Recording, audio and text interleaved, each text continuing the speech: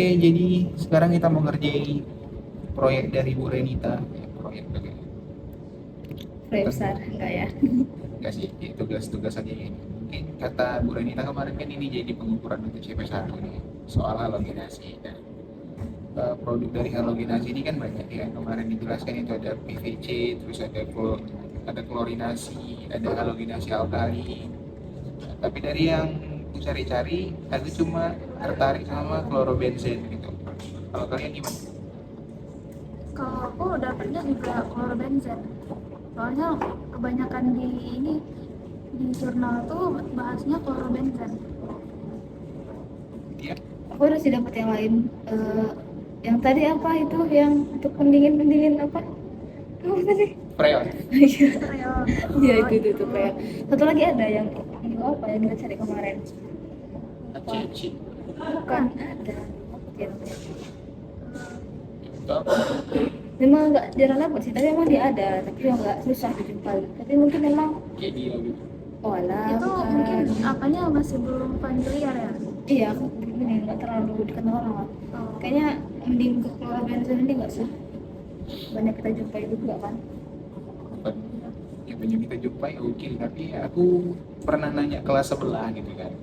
Tanya, kalian bikin apa? Teflon. Ya, mereka mau bikin yang tentang Teflon. Oh. Terus aku tanya Fahmi, kamu bikin apa? Teflon juga. Ya udah lah. Sebenarnya awalnya pengennya Teflon sih, karena kan langsung ke kehidupan sehari-hari apa kan. Tiap hari kalian masak juga pakai Ya, Teflon. Kalaupun kalian masak. masalah. Terus aku kan udah nyari-nyari di klorobenzen. Kalau klorobenzen itu lumayan banyak lah digunakan. Itu kayak dipakai sebagai bahan pembuatan pestisida, pembuatan fenol. Terus bisa juga digunakan sebagai bahan pelarut kimia organik dan sebagai pelarut cat. Oke. Jadi langsung aja ke struktur masalahnya. Iya, jadi ini udah fix ya kalau kita pembahasan topik kita ini tentang klorobenzen. Klorobenzen dari halogenasi.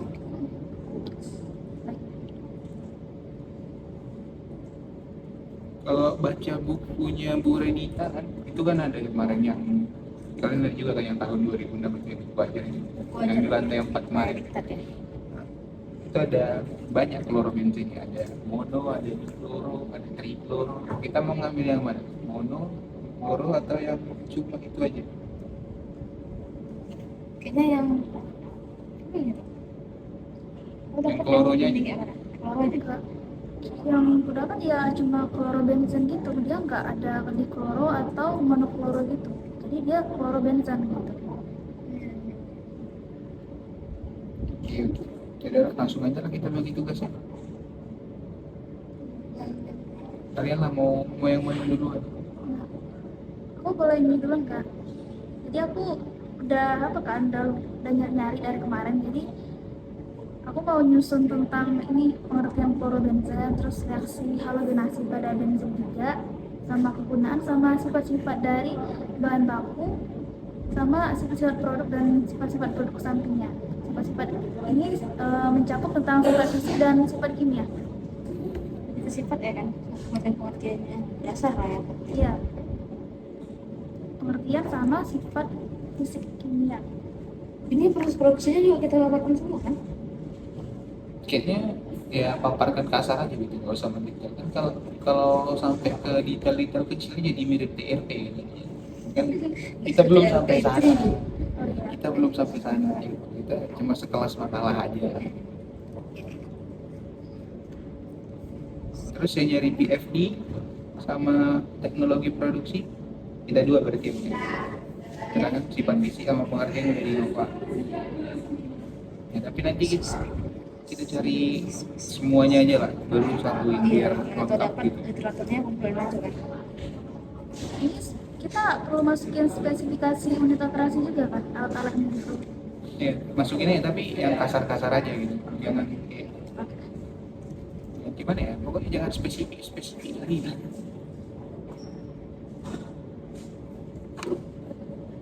Terus soal lagi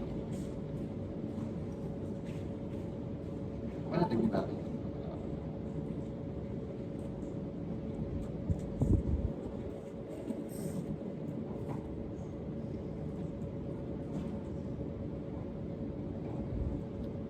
Ya aku juga pernah baca ya kalau ini sebentar, biar aku cek dulu. Kalau klorobenzen itu lumayan bahaya ya untuk dampak kesehatan kita. Lu pernah dengar nggak? benzen. Iya.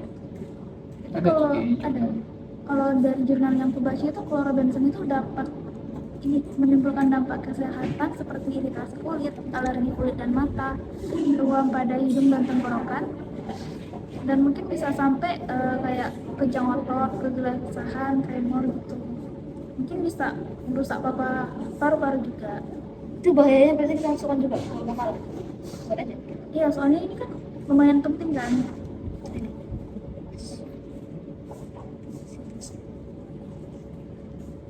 Ini tadi ada di FDA udah ada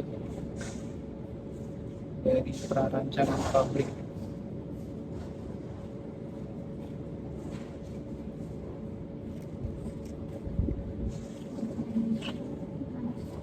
Ini. Boleh dibesarin nggak? Pure pakai kalau buat sendiri agak juga ya. Yang kalau di sini Ini pakai, bahan-bahan yang kita pakai apa aja?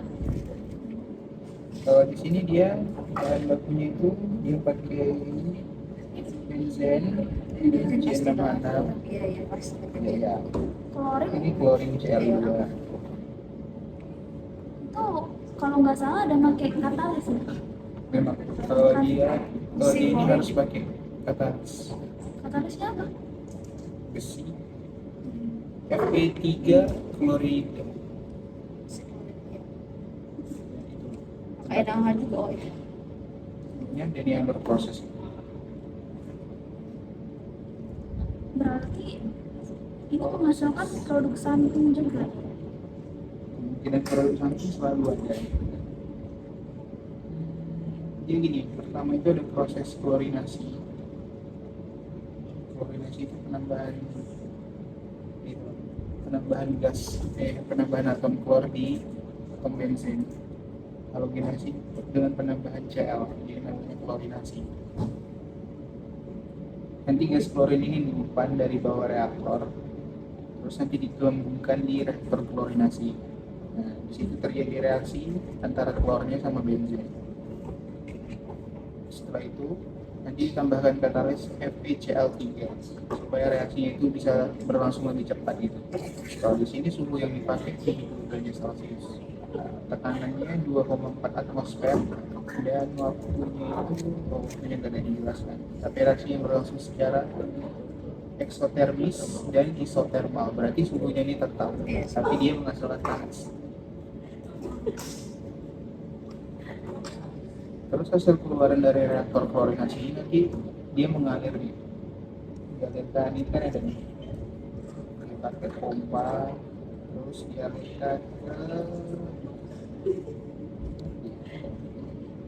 hidrosiklon, suhunya masih sama, tekanannya berkurang jadi 1 atm, dia ada ekspansi, penurunan tekanan tapi perluasan volume untuk pemisahan cairan dan gas. Fase gasnya dialirkan ke absorber dan cairan akan dialirkan menjadi netralizer.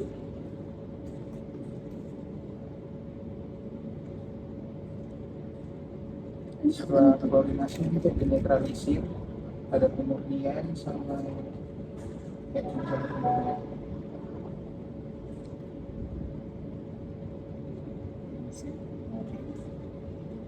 Itu kalian udah Oh ya, makasih ya. Untuk alat-alat kira-kira yang dipakai itu apa aja? kita lihat dari BFD-nya, ini kan ada Banyak alat-alat yang besar juga sih gitu. reaktor, Ya, reaktor wajib lah pasti. pompa, terus apa lagi? Misal juga ada misal. Misalnya ini pakai apa? Yang mengandung flat gitu. Yang ini modelnya kayak pakai ember yang turbin lah, ember turbin. Ada destilasi, ini menarik. Itu lebih bagus kolom destilasi sih. Tapi kolom mesin, ini menarik.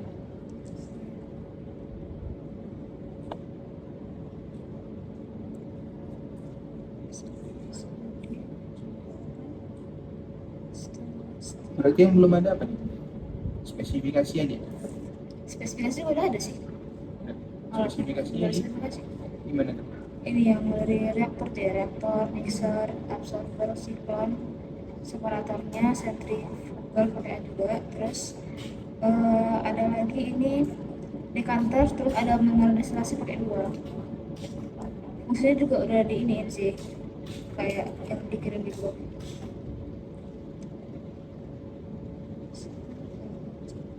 Nah itu kan nanti kan proses klorobenzennya itu ada ini juga yang dihasilkan itu di klorobenzen itu dipisahkan juga di mineral destilasi 2.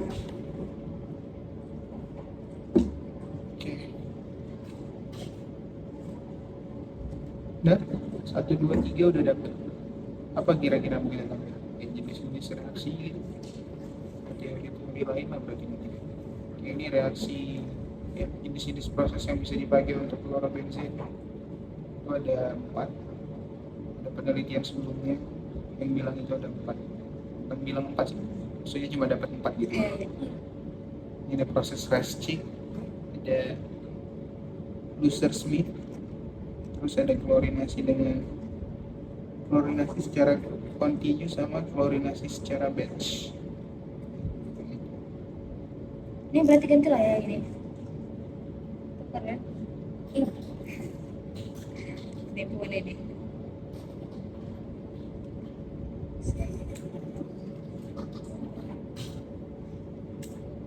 Oh ya nanti makalahnya kirim sama aku ya, ada aku susun. Boleh. Ini perbandingan proses juga udah ada.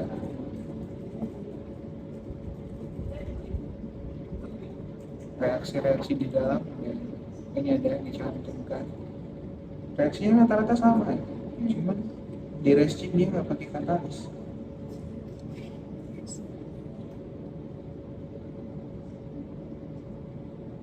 Di sini juga ditulis nggak pakai katalis. Tapi harusnya ada sih penambahan katalis di CL3. Wah, malamnya ada sih.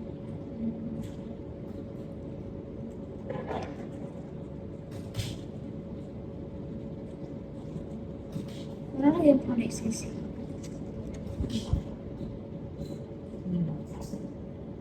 Oh ya, ini tuh lebih bagus kita geser ke sini apa ke sini ya?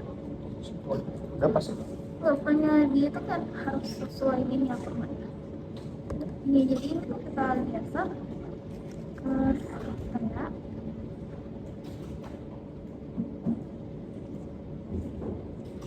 Ini. Ini ya mas.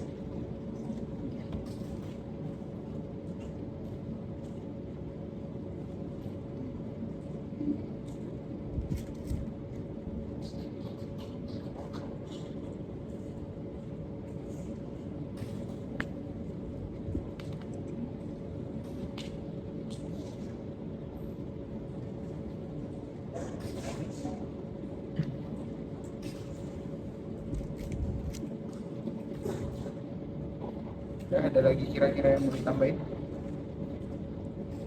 Nanti ini kita upload videonya ke YouTube channel.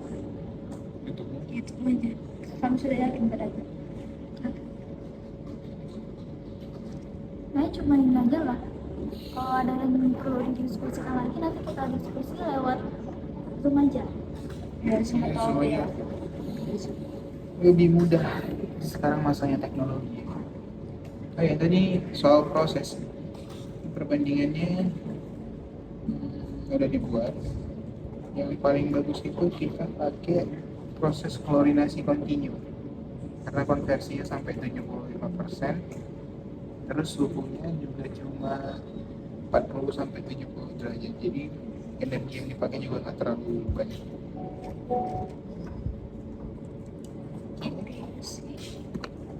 Katalisnya masih RPCl3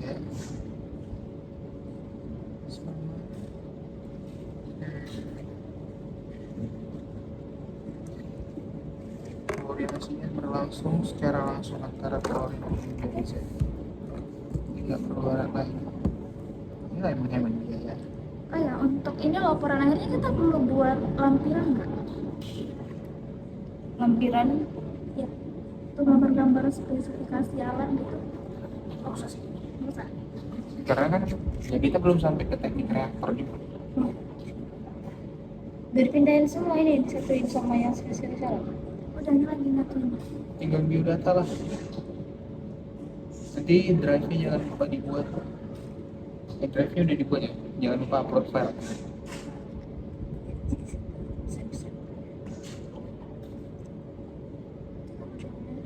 Oke, cukup sekian.